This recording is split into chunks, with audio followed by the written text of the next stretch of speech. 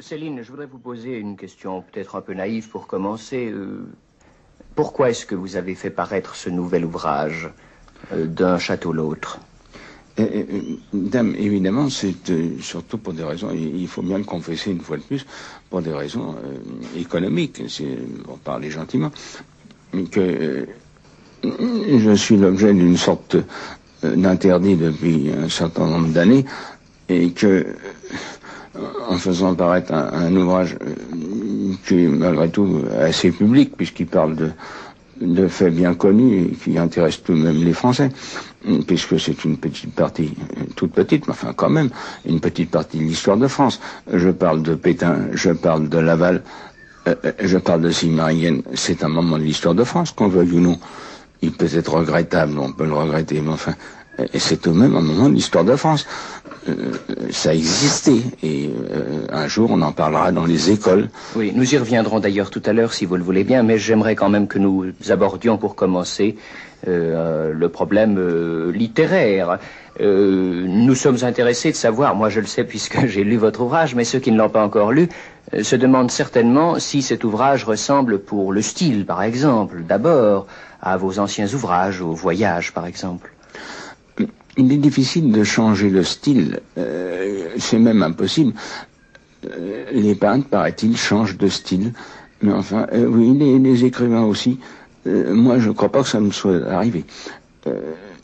N'est-ce pas, l'histoire, l'affaire du style, si j'ose dire, m'intéresse plus spécialement. Ça m'intéresse plus spécialement parce que je suis un styliste, j'ai cette faiblesse, et je crois que c'est une faiblesse peu répandue.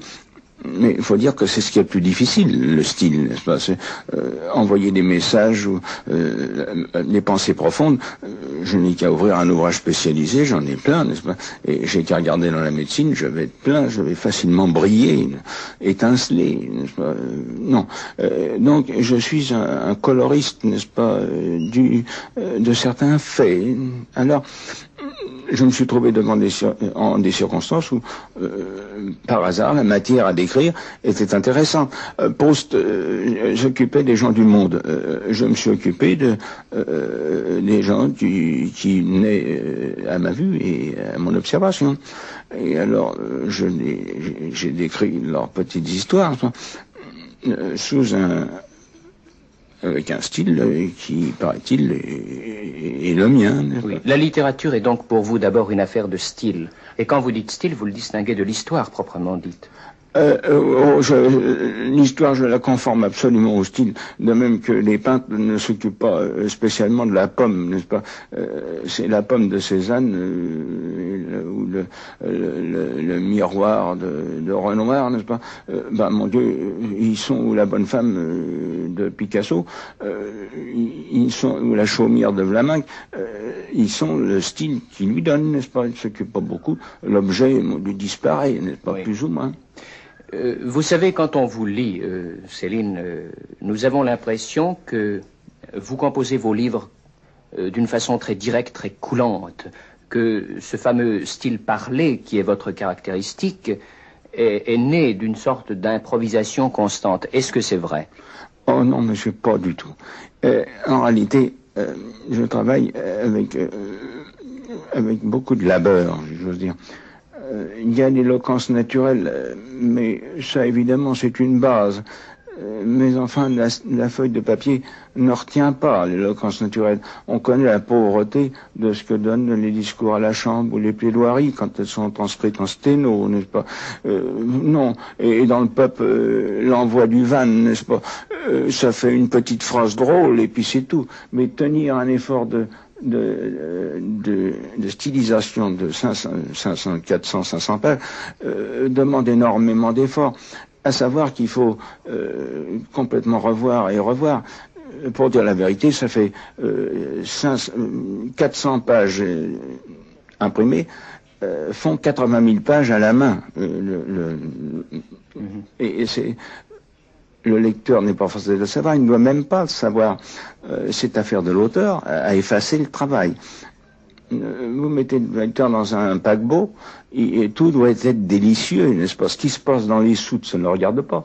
Et ce qui se passe sur la passerelle, ça ne le regarde pas. Il doit jouir des paysages, de la mer, du cocktail, de la valse, de la fraîcheur des vents, et tout ce qui est mécanique, ou servitude, ou service, le regarde pas du tout.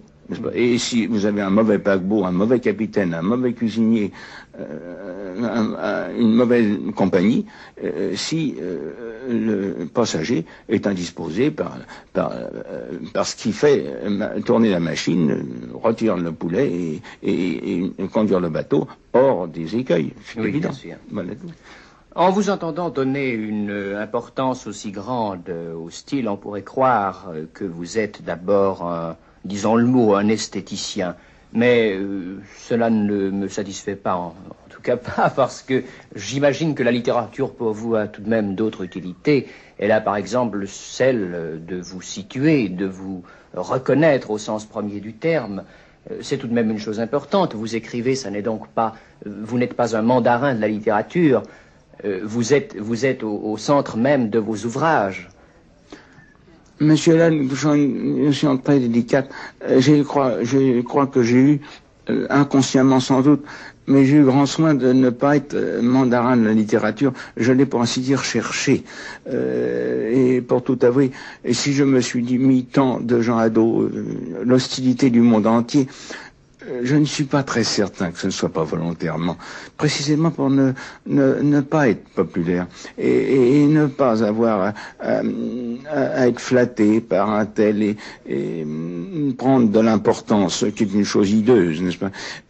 J'ai donc cherché, pour ainsi dire, la modestie et même la réprobation générale. Je ne peux pas dire que je l'ai absolument cherché, mais c'est trouvé.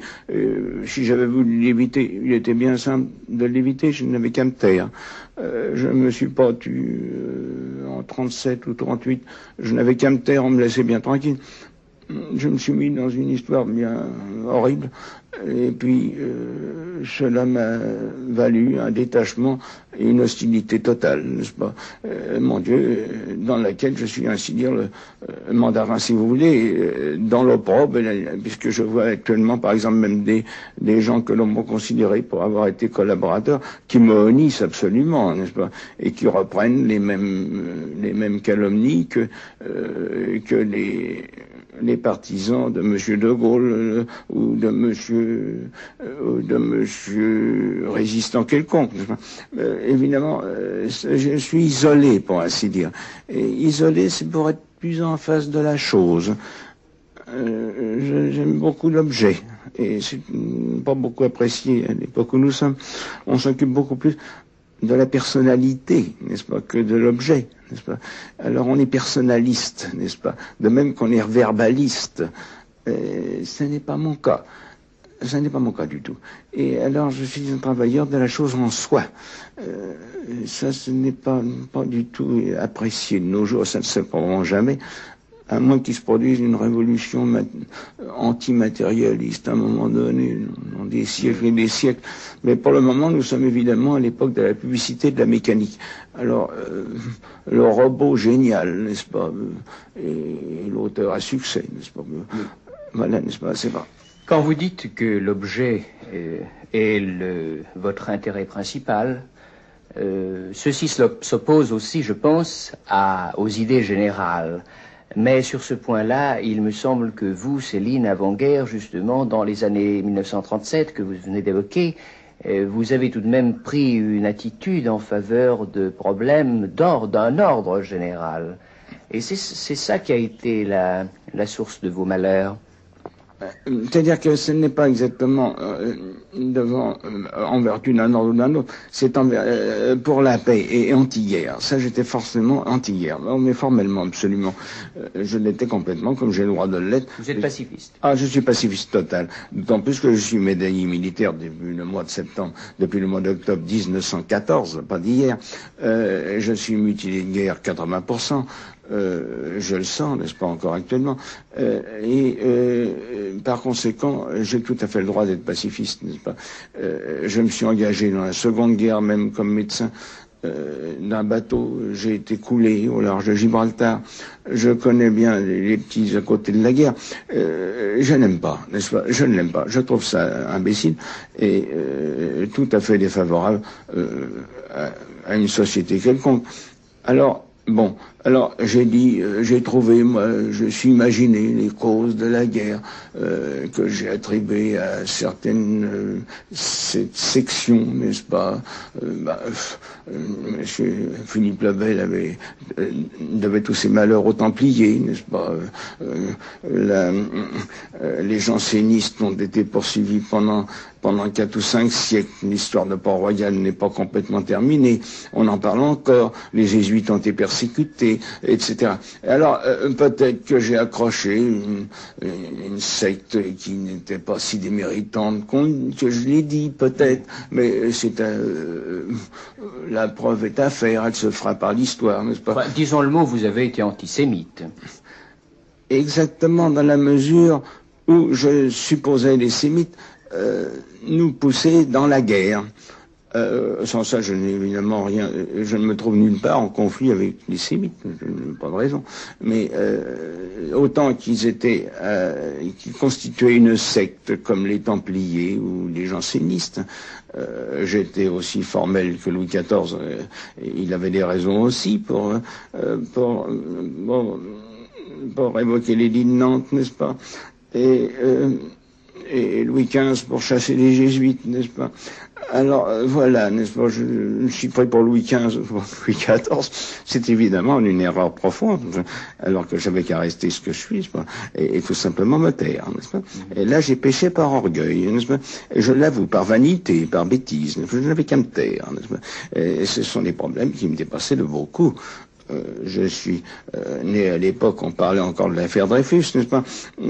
Tout ça, c'est une vraie bêtise dont je fais les frais. Et en ce moment-ci, remarquez que je suis accablé par cette espèce de gens qui me trouvent transfuge, relapse, vendu, etc. Enfin, qu'est-ce que vous pensez de cet opprobre? Oh, rien du tout. Je dis que bientôt j'aurai 65 ans, j'aurai la retraite des médecins, 200 000 francs par an. Et que, mon Dieu, je resterai bien tranquille. Je serai parvenu tout de même à passer à travers la plus grande chasse à courre qu'on ait organisée dans l'histoire. Et c'est déjà pas mal, n'est-ce pas? Je n'ai renié rien du tout. Je ne change pas d'opinion du tout. Je mets simplement un petit doute. Mais il faudrait qu'on me prouve que je me suis trompé. Et pas moi que j'ai raison. Écoutez, vous disiez que vous étiez un pacifiste et que vous l'êtes encore. Ah, absolument. Mais comment concilier ça avec le fait que vous ayez vanté l'armée allemande, par exemple? L'armée allemande, je la vantais avant qu'elle pénètre en France et fasse la guerre. Je trouve qu'elle était un bon moyen d'être une force. La Suisse a une armée et la principauté de Monaco a une armée. Le glaive, évidemment, c'est la force, n'est-ce pas? C'est l'ordre. Et alors, l'ordre, maintenant, il n'y a plus de force nulle part. Alors, on ne peut pas le maintenir. Puisque si on s'adresse en français, je pourrais leur dire que s'il y avait toujours eu une armée allemande et si on n'avait pas déclaré la guerre, et si l'Allemagne était ce qu'elle était, eh bien, ils auraient conservé l'Algérie sans mal, ils n'auraient pas perdu le canal de Suez, ni l'Indochine. Ils ont introduit le désordre en démolissant une structure. De même qu'on a démoli les Habsbourg, on a remplacé par rien, n'est-ce pas? Mais vous croyez que l'impérialisme allemand n'était pas aussi un agent capable de démolir des structures et de faire perdre à la France sa primauté? Je crois qu'on pouvait, à mon avis, je crois qu'on pouvait très bien négocier avec les Allemands avantageusement, à savoir que nous avions encore sur eux du prestige. Ils se souvenaient de la tripotée de 18 et ils en gardaient un très beau respect. Vous savez, pour conduire les peuples, il faut avouer que depuis le commencement du monde, on n'a jamais eu de prestige que de la guerre qu'on vient de gagner et le prestige de celle qu'on va gagner. Espérons. Ainsi qu'un doyen, un président de l'Académie de médecine, à l'âge de 80 ans, avait fait le tour du monde. Il s'était mis à faire le tour du monde. Et avec sa gouvernante. En revenant, elle a dit, oh, il n'y a pas de valeur spirituelle, ni artistique, tout ça n'existe pas. Il y a simplement deux choses qui comptent, le prestige de la guerre qu'on vient de gagner et le prestige de la guerre que l'on vous prête à gagner. Et c'est tout. Par conséquent, nous avions le prestige d'avoir gagné la guerre 18. Il fallait conserver ce prestige à toute force, n'importe quel moment, ne pas le mettre en péril, ne pas le mettre sur la table, ce prestige, n'est-ce pas? C'est ça que je voyais. Et que je vois encore, d'ailleurs. On conservait le petit poilu, 18, Verdun, ça comptait énormément. Ça comptait beaucoup. Et alors, on ne nous attaquait pas, personne ne bougeait. Le Suez ne bougeait pas. Suez ne bougeait pas, l'Indochine ne bougeait pas, l'Algérie ne bougeait pas, le Maroc ni la Tunisie, tout le monde restait en place. Ça, il suffisait de simplement d'envoyer un bataillon de la Légion, régler tout. Tandis que maintenant, pardon, n'est-ce pas, tous ces gens-là ont appris que nous étions faibles. Et dans l'histoire de l'humanité, on n'a jamais beaucoup ménagé les faibles, qu'on ait dit ou non. C'est là que je voyais l'armée allemande utile, le gendarme allemand. Oui. Voilà, c'est tout. C'était simplement ça. Je me suis peut-être trompé, moi je ne demande pas, mais je ne discute pas. Moi je suis au bout du rouleau. On pourrait quand même s'étonner d'une chose, Monsieur Céline, c'est qu'au moment où les événements ont tourné, ou autrement dit, où les puissances de l'Axe ont commencé de ne plus avoir le vent en poupe, vous ayez persévéré. Est-ce que c'était pour vous une question d'honnêteté ou de conscience? Expliquez-moi un peu. Monsieur, je n'ai jamais persévéré à rien de ces affaires politiques. Non, du tout. Je n'ai jamais collaboré à aucun journal, ni donné des interviews, ni parlé à la presse, ni voté, ni fait partie d'un parti. Je suis absolument strictement indépendant et je m'élevais simplement comme écrivain. Je croyais dans ma vanité pouvoir influencer qui que ce soit en faveur de la paix. Bon, c'est tout, strictement tout, n'est-ce pas? Jamais, je n'ai touché rien, pas un sou de personne, ni américain, ni anglais, ni allemand, ni suisse, ni rien du tout. Oui. Donc je n'ai vécu que de mes droits d'auteur, et très misérablement.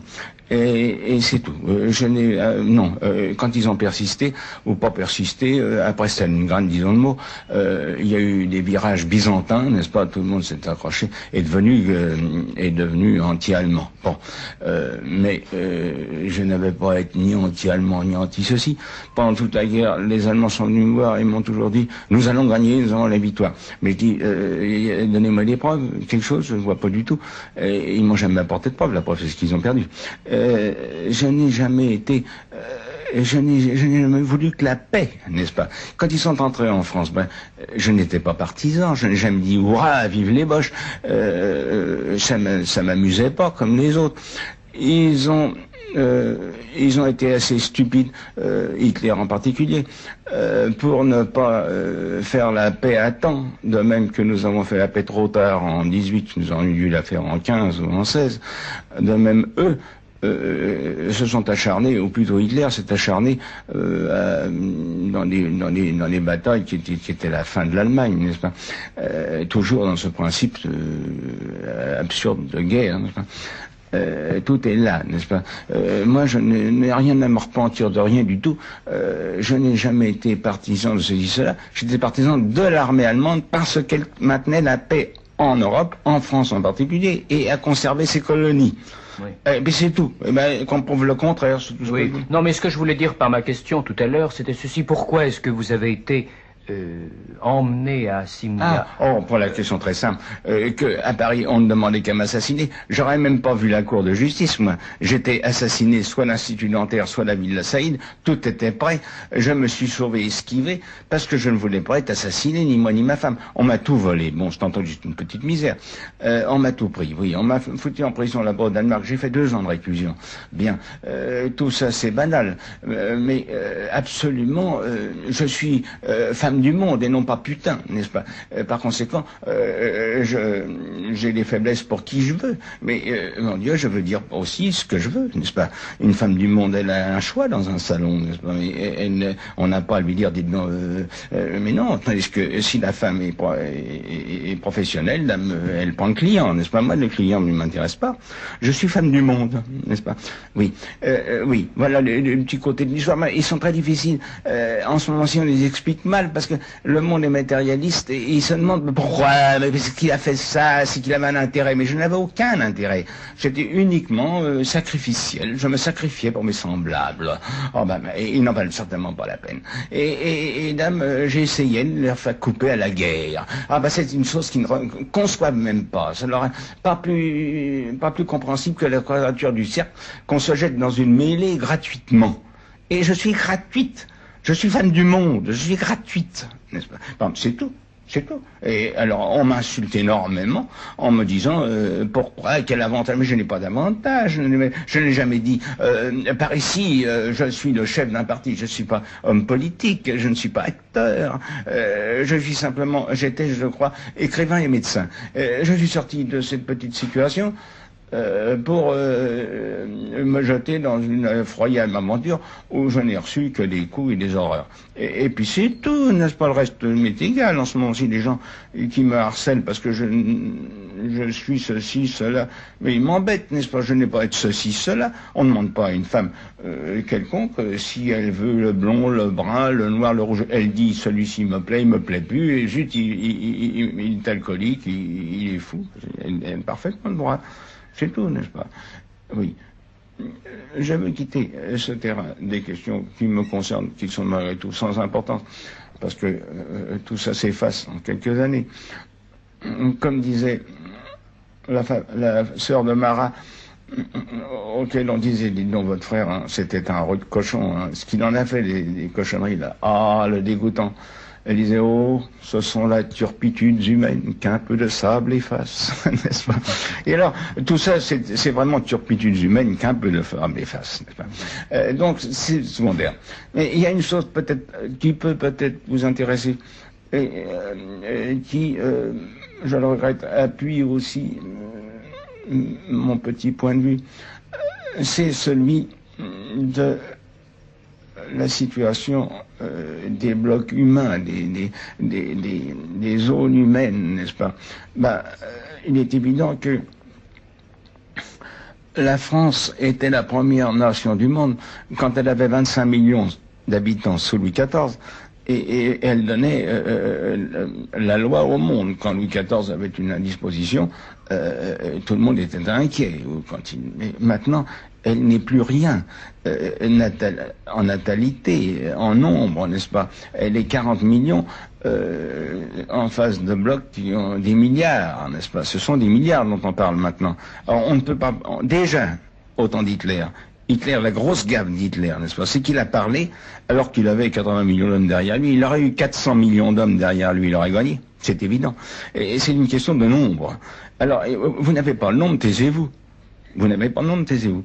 Alors, en ce moment-ci, on parle, n'est-ce pas, dans une petite Europe toute petite, n'est-ce pas? La France est devenue les Deux-Sèvres sans s'en apercevoir. Elle est devenue pas plus importante que la Drôme ou l'Ariège, n'est-ce pas? Oui, mais vous savez tout de même que la puissance d'une nation ne se mesure pas qu'au nombre de ses habitants. Ah, si elle a ses ressources matérielles, elle les a pas non plus. Alors elle n'a pas parlé, n'est-ce pas? Napoléon, qui n'était pas si sourd qu'on veut le dire, disait la Chine est un géant qui dort. Quand il bougera le petit doigt, il fera trembler le monde. Nous sommes à l'époque où le géant remue le petit doigt, n'est-ce pas? Et j'ai bien peur qu'il fasse trembler le monde, n'est-ce pas? Mais alors, quel avenir voyez-vous à votre pays? Je ne lui vois pas plus d'avenir qu'au Danemark, à la Hollande, et moins qu'à la Suisse, qui a une habitude de ces situations-là. C'est un pays qui continue à parler, je vous dis, comme sous Louis XIV, alors qu'il est devenu les Deux-Sèvres, n'est-ce pas? Ce qu'il dit n'a aucune importance. Il n'a plus de souveraineté, ce qui est grave. Il prend sa souveraineté soit en Russie, soit en Amérique. De lui-même, il ne peut rien dire. L'affaire de Suez le prouve, n'est-ce pas? Il n'a plus de souveraineté. On lui a enlevé sa souveraineté. Il est forcé de la prendre où on lui prête, n'est-ce pas? Ce qui ne se serait, d'ailleurs, ce que je dis, ce qui ne se serait pas passé si c'était uni avec l'Allemagne. C'est ce qu'il cherche en ce moment-ci. Il cherche la France européenne. Ils la font en ce moment-ci. Ils essayent, mais l'histoire ne repasse pas les plats. Il n'y a rien à faire. Alors, c'est fini parce que les autres grimpent en natalité tout le temps. Ils ont une force écrasante de dynamisme, et nous, mon Dieu, nous restons dans notre petit emploi, n'est-ce pas? Pas plus important que les Deux-Sèvres. Je vois pas. Ça va. On raconte des histoires. Mais non. Alors, par conséquent, voilà. Et en ce qui vous concerne, vous, comment voyez-vous l'avenir? Une phrase de votre ouvrage m'a beaucoup effrayé. Je veux bien que votre ouvrage, vous l'avez intitulé roman. Mais enfin, ce mot ne m'arrête pas trop, parce qu'il est tellement vous-même, il y a tellement de vous-même dans ce roman. Or, à la page 35 exactement, vous annoncez votre suicide, et vous précisez même dans la cave et à la carabine. Et ceci pourrait fort bien arriver. C'est une question vraiment que j'envisage assez calmement. Pourquoi? Parce que c'est une question de gaz, d'électricité, de haricots. Je mange très peu. Je bois de l'eau depuis toujours. Je ne fume pas. Je bois de l'eau. L'ascétisme m'est naturel, n'est-ce pas? Dieu sait pourtant si j'ai vécu toute ma vie au milieu de tout ce qu'on peut imaginer. Mais je suis voyeur, n'est-ce pas? Je ne suis pas exhibitionniste. Et il y a deux races d'hommes au fond, les voyeurs et les exhibitionnistes. Moi, je suis voyeur, n'est-ce pas? Et donc, je me contente de regarder.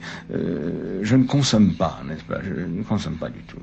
Alors, mais tout de même, même en consommant très peu, la vie coûte très cher. Alors, si la vie augmente beaucoup, mes ressources n'augmentant pas beaucoup, évidemment, où il peut m'arriver une grave maladie. Il y a des gens qui peuvent vivre avec une grave maladie, moi pas. J'ai bien des amis qui sont cancéreux, qui sont tuberculeux, qui sont, je trouverais plus naturel de m'en aller. Je ne me coûtera pas tellement, vous savez. Je m'en irai. J'accompagnerai ceux qui sont morts, c'est tout. Oui. Se suicider suppose pas mal de mépris de soi-même. On a dit, Céline, que vous méprisiez les hommes. Est-ce que ce mépris des hommes, si c'est vrai, irait jusqu'au mépris de vous-même? On m'a dit mieux ça, l'ennemi du genre humain. Hein. C'est une nouvelle façon de me traiter. Je suis l'ennemi du genre humain. Je suis un génocide platonique, n'est-ce pas? Alors, je suis génocide verbal, platonique. Je sais pas, on ne sait plus quoi trouver. Bon. Alors, c'est pas important. Ce sont la turpitude humaine qu'un peu de sable efface. Je copie la sœur de Marat. Et tout ça est sans importance. Ce qui est beaucoup plus important, c'est évidemment de payer, vous l'avez vu, l'épicier, qui est bien gentil, mais enfin, il est là. Et puis arriver à m'en aller, si possible sans douleur, j'y tiens pas tant que ça. Enfin, je connais les moyens vraiment d'en finir. Mais vous voulez dire par là que vous songez à l'idée de votre mort? Vous êtes résigné à cette idée? Oh, tranquillement. Oh, le plus paisiblement du monde. Et vraiment, je manie, vous savez, la phraséologie, la rhétorique, si l'on veut, comme ça pour gagner ma vie et celle de ma femme. Mais mon Dieu, le jour où les forces disparaîtront complètement, je me trouverai incapable de subvenir à mes besoins. Évidemment, je ne serai pas le seul à m'en aller. C'est pas une nouveauté. Quel mot voudriez-vous prononcer? Quelle phrase voudriez-vous écrire avant de disparaître? Ils étaient lourds. Voilà ce que je pense, oui. En pensant, les hommes en général, ils sont horriblement lourds, n'est-ce pas? Ils sont lourds et épais. Voilà ce qu'ils sont, n'est-ce pas? Plus que méchants et bêtes en plus. Mais ils sont surtout lourds et épais. Et vous avez essayé d'être léger? Oh, j'ai pas besoin d'essayer. Je n'ai pas besoin d'essayer. Je suis le fils d'une réparatrice de dentelle ancienne. Je me trouve à avoir une collection assez rare, une seule chose qui me reste. Et je suis peut-être un des rares hommes qui sait différencier la Baptiste de la Valencienne et la Valencienne du Bruges de l'Alençon. Je connais très bien les finesses, très très bien. Et je n'ai pas besoin d'être éduqué, je le sais. Et je sais également la beauté des femmes comme celle des animaux. Très bien, très très bien. Je suis expert en ceci. Mais pour être expert en ceci, il faut vraiment s'en occuper. C'est dans son laboratoire intime qu'on s'occupe de ces choses-là. Et je le répète, je trouve surtout les choses énormément lourds. Je les trouve lourds. C'est surtout ça que je trouverais. Dieu qu'ils étaient lourds. Voilà tout ce qu'ils me font comme effet. Surtout quand ils s'imaginent d'être malins. C'est encore pire. C'est tout ce que je vois.